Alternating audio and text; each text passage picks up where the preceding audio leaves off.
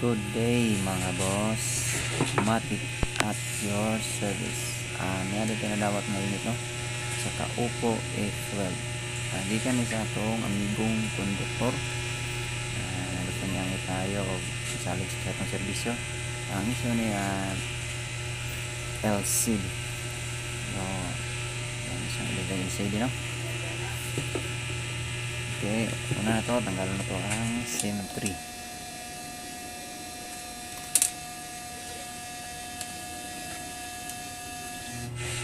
Tanggalan ito yung back cover.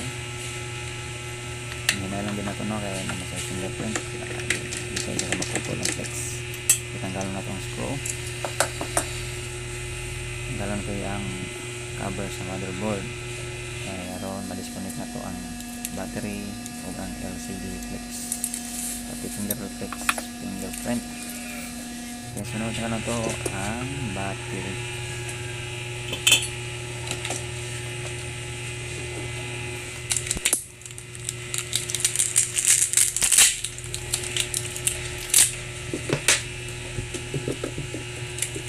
Karon pa din na nabrihan nito no, nakasilyado pa man yung mga screw.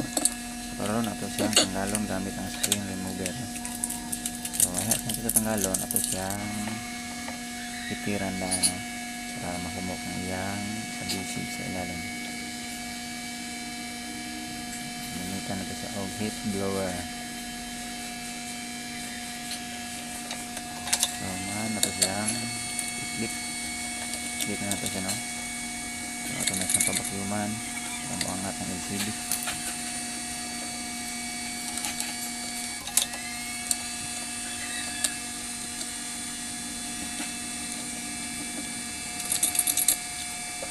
Karon natanggal ng LCD.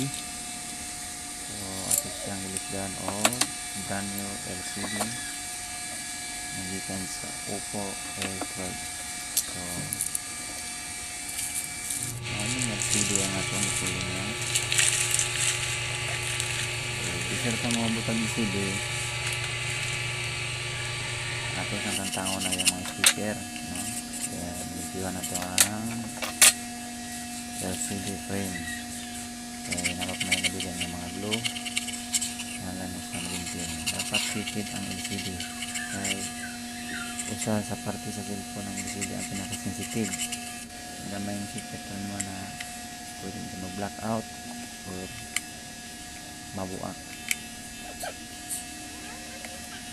Karon natong i-align yung frame no, kaya nadalarang-align kay plastic naman pabinili dyan kaya siguro nahulog yung silbuna.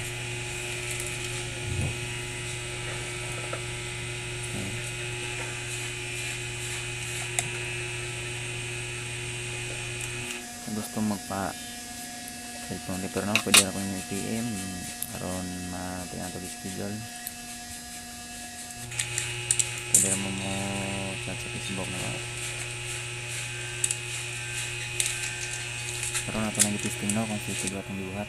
So karon hinay na natin balik ang back-cover. Ayos na ito sa screw ato sa isang i-test kung working ba ang LCD. So masasakang charger no.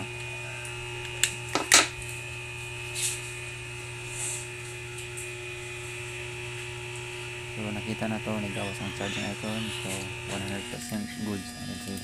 So karon i-final na natin no, atin nang ibalik ang screw.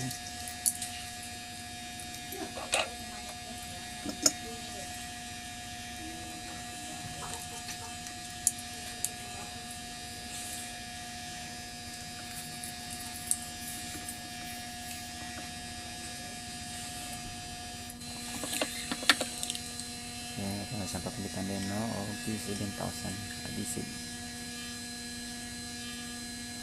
Hindi na ito kaya na ito daghanin kong butang no, kaya tumatang pa lang kung masubraan na itindisin ang LCD ma-black out.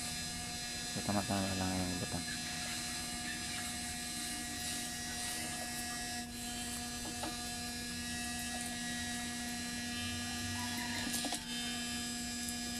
Sa tag-i-aligning unit no, daghang salamat sa pagsalig sa inyong serbisyo.